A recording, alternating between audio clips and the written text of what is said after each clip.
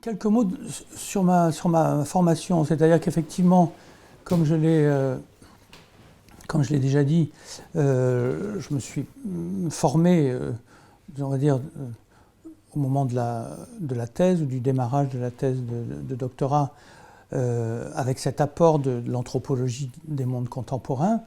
Donc là, voilà, c'est bien identifié par certains auteurs qui ont été importants et certaines personnes comme Marc Augé, Gérard Altab, avec toutes ces réflexions sur la difficulté, la complexité de l'accès au terrain et de la relation ethnographique dans les contextes justement contemporains, dans les contextes parfois très politiques, très conflictuels, par exemple, tout un tas de choses auxquelles l'anthropologie n'était pas habituée, ou en tout cas l'enseignement classique de l'anthropologie ne nous avait pas réellement habitués. Situation de tension, situation de conflit, situation urbaine, qui est pour l'anthropologie quelque chose, en tout cas pour certains anthropologues, quelque chose qui peut même être contradictoire avec l'idée de l'anthropologie, puisqu'on ne serait plus dans la tradition mais dans la modernité, et donc ça serait pour d'autres disciplines. Donc pour moi, non, pas du tout. C'est tout ce qui est émergent, au contraire, qui m'intéresse. Donc c'est vraiment une anthropologie de l'émergence des conflits, de l'émergence des cultures, etc., qui m'a intéressé.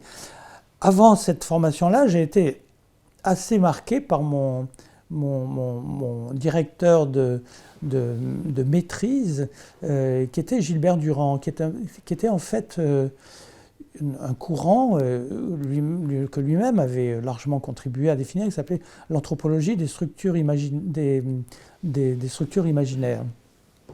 Et donc, le travail avec lui, c'était de porter attention à tout ce qui est de l'ordre des représentations, de l'ordre de la fabrication des imaginaires, des mythes, de la permanence des mythes ou de leur disparition et reconversion, etc. Donc il y a tout un domaine qui m'a intéressé dès le départ avec lui et qui est resté pour moi important. C'était comment les sociétés, les communautés mettent des mots sur ce qui est vécu, comment ils mettent des images, comment ils mettent des pensées, des concepts, et comment, comme ça, on donne sens, comment on donne sens à la réalité vécue.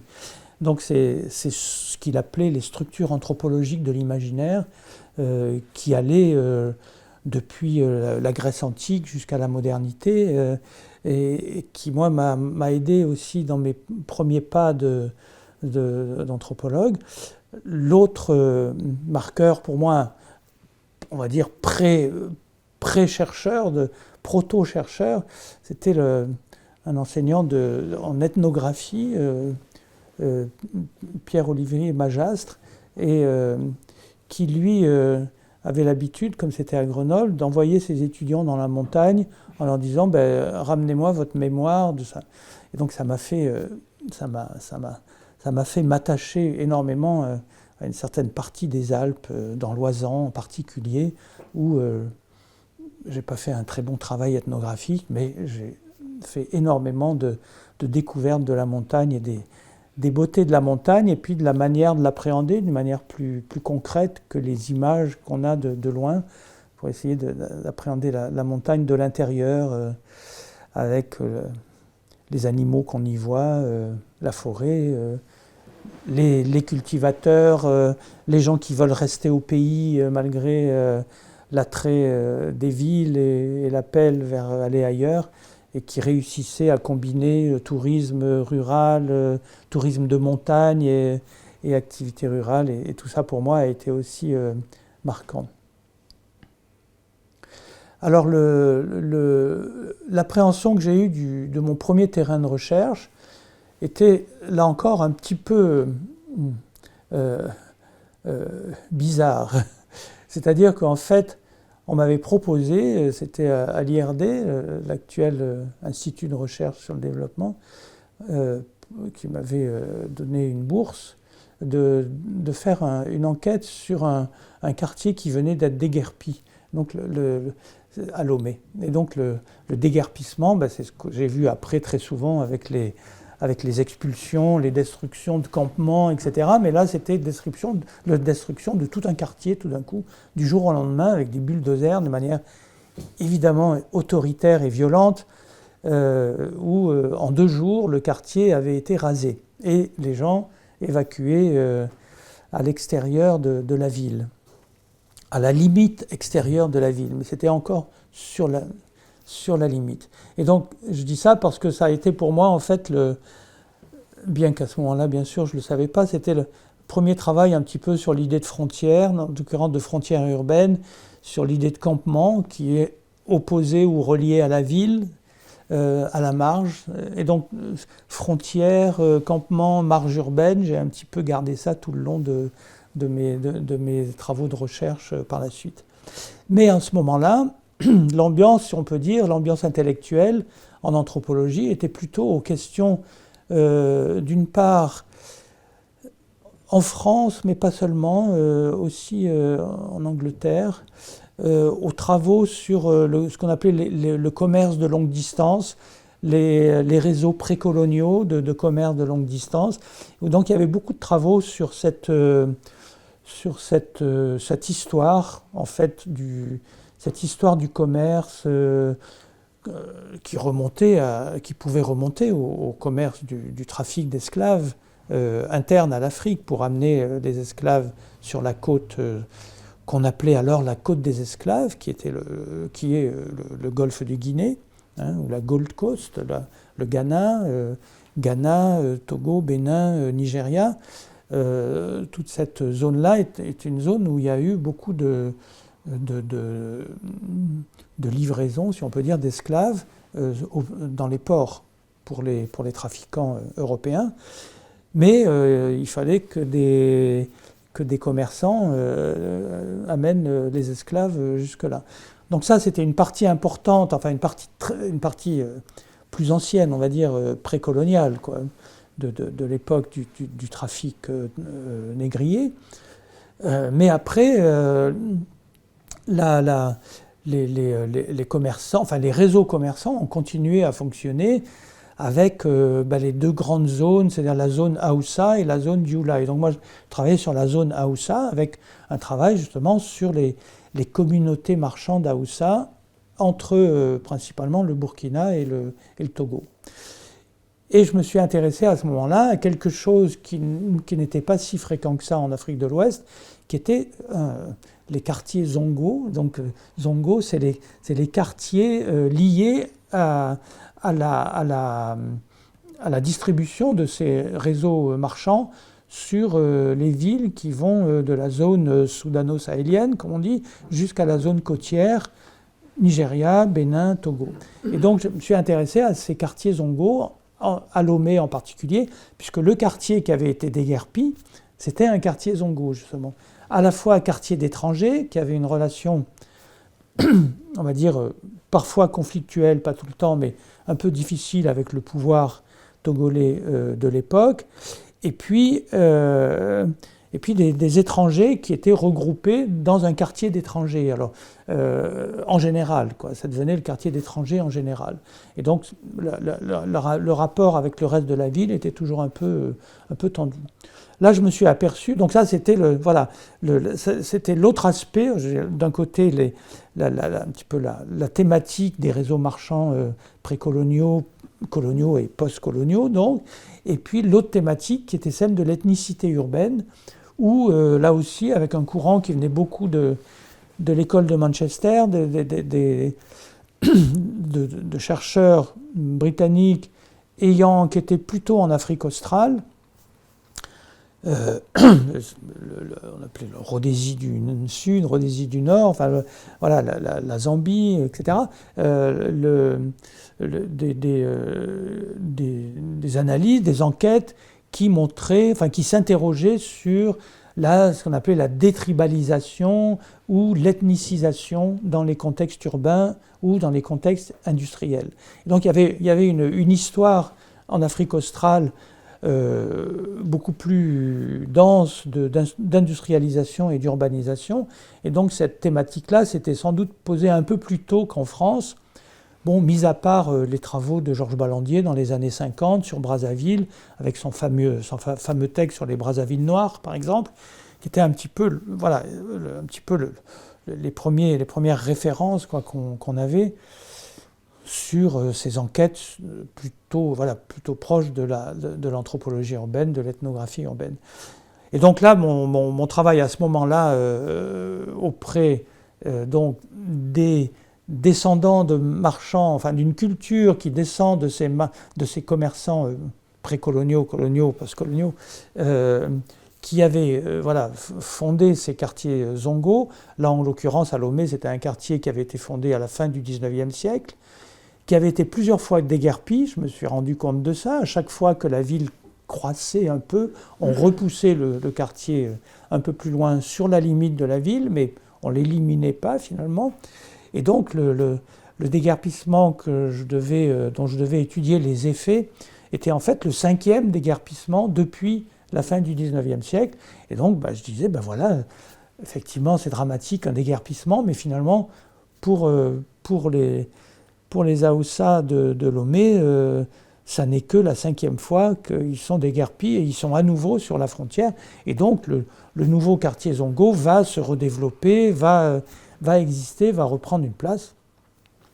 C'est effectivement ce qui s'est passé, mais ça j'ai pu le voir bien plus tard parce que je suis retourné il y a une dizaine d'années, je suis retourné à Lomé et j'ai pu voir que ce quartier Zongo était à nouveau un quartier de très grande activité, avec le lieu d'arrivée justement des cars, des bus, etc., des personnes et des marchandises qui arrivaient du nord, comme on dit, c'est-à-dire de la zone Burkina, Niger, etc.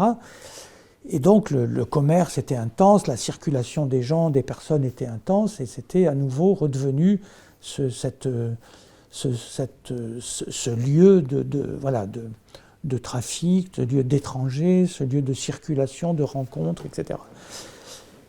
Du point de vue de ce qu'était la problématique à ce moment-là, qui avait un petit peu guidé ma thèse sur l'ethnicité urbaine, c'était très intéressant parce que on n'arrivait pas très bien à savoir ce que c'était les Haoussa ou l'identité Haoussa, c'était très, très vague.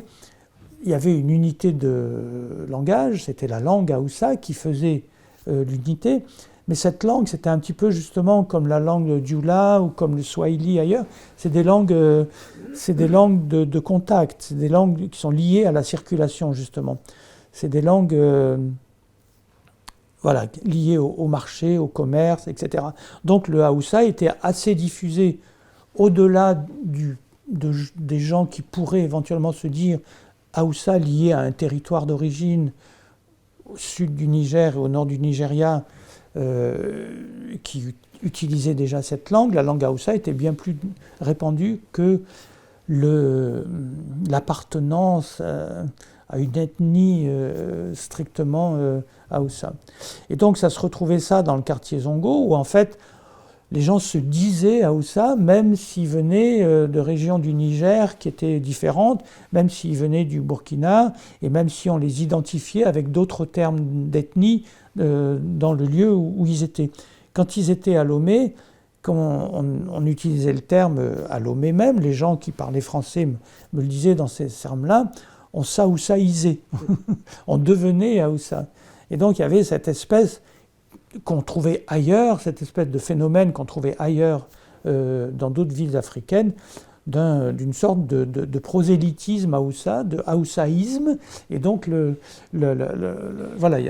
qui était intéressant pour moi, c'était comment on devenait Haoussa finalement, avec cet imaginaire, enfin en tout cas cette appartenance à la langue, cette appartenance au groupe social, cette appartenance au quartier Zongo, donc tout ça faisait qu'on était Haoussa. Et puis le fait pour des femmes, éventuellement des femmes autochtones, de se marier avec des hommes dits Haoussa, elles devenaient à ce moment-là Haoussa. Donc ça, moi, ça m'a amené sans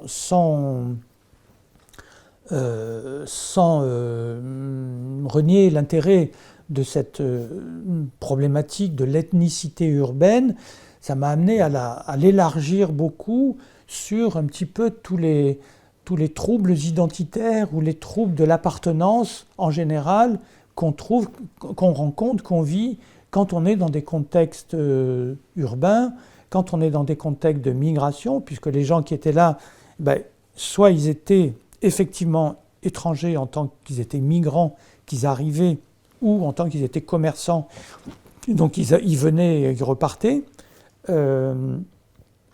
Soit ils étaient peut-être nés là, mais nés de Haoussa, entre guillemets, et donc ils étaient considérés comme des étrangers, puisque le terme d'Haoussa s'était associé au fait d'être étranger et d'être musulman. C'était le quartier des étrangers musulmans, avec là aussi des différentes de grandes nuances quoi, dans les appartenances, dans les modes d'appartenance religieuse, qui, pour moi, à ce moment-là, en tout cas, ne me semblait pas être l'élément déterminant des modes d'appartenance des personnes. C'était une manière plus, une forme de statut social, une forme de reconnaissance sociale qui n'empêchait pas des pratiques, mais déjà dans le monde Haoussa, soit au Niger ou au nord Nigeria, et là encore plus, qui pouvaient se mêler avec des formes de paganisme, de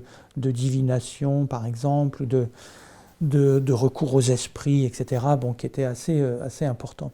Donc voilà, du point de vue de cette problématique de l'ethnicité urbaine, ça m'a ouvert un petit peu vers quelque chose qui était une attention, davantage d'attention encore aux espaces et aux contextes. C'est-à-dire que le contexte urbain, qui a priori n'était vraiment pas ma tasse de thé, comme on dit, et ça m'est arrivé de me disputer un peu avec des collègues géographes, par exemple, en disant « mais pour moi, je m'en fous que les gens soient en ville ou qu'ils soient ailleurs, c'est pas ça qui m'intéresse, c'est comment ils font de la communauté, qu'est-ce que c'est leur appartenance, comment est-ce qu'ils organisent leur existence, etc. » Et en fait, petit à petit, effectivement, c'était pas forcément la ville dans sa matérialité, mais c'était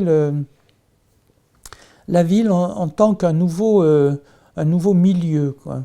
Et là, du coup, déjà au moment de la thèse, enfin à la fin de mon travail de thèse, et puis après, je me suis intéressé aussi à ces travaux de l'école de Chicago des années 20-30, qui étaient un petit peu les premiers travaux qu'on a appelés d'écologie urbaine, et qui pour moi relevait aussi beaucoup de l'anthropologie urbaine, c'est-à-dire de prendre en compte le milieu, qui peut être le paysage, mais le milieu matériel aussi, le milieu relationnel, dans lequel les individus, les groupes, mais beaucoup les individus, puisque c'est aussi beaucoup des contextes d'individualisation, se réorganisent, organisent leur existence. C'est-à-dire que l'espace, le contexte, met en question l'appartenance des individus à une communauté. Elle pose la question de l'appartenance des individus à une communauté. Et je trouvais qu'avec le cas des Haoussa et du quartier Zongo à Lomé, j'avais bien cette illustration quoi, on va dire de la volonté d'aller plus loin que cette thématique de l'ethnicité urbaine, d'aller plus loin et de retrouver par exemple ce que disait beaucoup Gérard Altab, qui disait qu'en gros, enfin, ce que j'ai compris de ce qu'il enseignait, c'est qu'il faut à chaque fois refaire l'anthropologie de tout. Rien n'existe, il faut recommencer à chaque fois toute l'anthropologie. Et donc se poser toujours la question, c'est quoi cet espace là où je suis? C'est quoi? Quelle est sa limite? Comment est-ce que je le délimite? Comment est-ce que j'en fais mon objet de recherche? Il ne m'est pas donné d'avance. Et donc on a eu tendance, et c'est vrai que c'est un recours pour l'anthropologie, à dire on va étudier un quartier. Donc je délimite un quartier à l'intérieur de la ville pour essayer de me retrouver à une échelle humaine. Toute la ville n'est pas atteignable par l'anthropologie, par l'ethnographie. Ou bien alors il faut passer toute sa vie dans une seule ville, et même on n'y arrivera jamais pour les très grandes villes.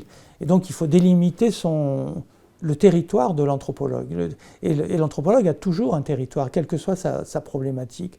Et donc c'était ça un peu la difficulté. Ça m'a ouvert vers les questions de l'ethnographie multisituée, de comment est-ce qu'on fait la même ethnographie, la même anthropologie, la même enquête anthropologique dans plusieurs ethnographies, en des lieux différents, mais reliés entre eux. Et donc il fallait comprendre qu'est-ce qui relie ces lieux entre eux, du point de vue d'un objet anthropologique qui peut se déployer dans un espace ou dans plusieurs espaces. Voilà, après, assez logiquement, ça m'a mis à l'aise, si je peux dire, vers toutes les situations de mobilité et d'enquête auprès des gens qui sont dans des contextes de migration, de déplacement, de mobilité intra-urbaine, interurbaine, internationale, transnationale, etc., etc. Donc, assez logiquement, pour moi, c'est à la fois avec le souci, on va dire, méthodologique de savoir à chaque fois comment se construit mon objet qui est pas monographique, mais qui doit avoir une unité, dont je dois pouvoir rendre une cohérence dans des contextes qui sont de plus en plus mobiles, multiples, etc. Et où il faut donc réfléchir tout le temps à l'adéquation d'un espace à une problématique, à un objet de recherche.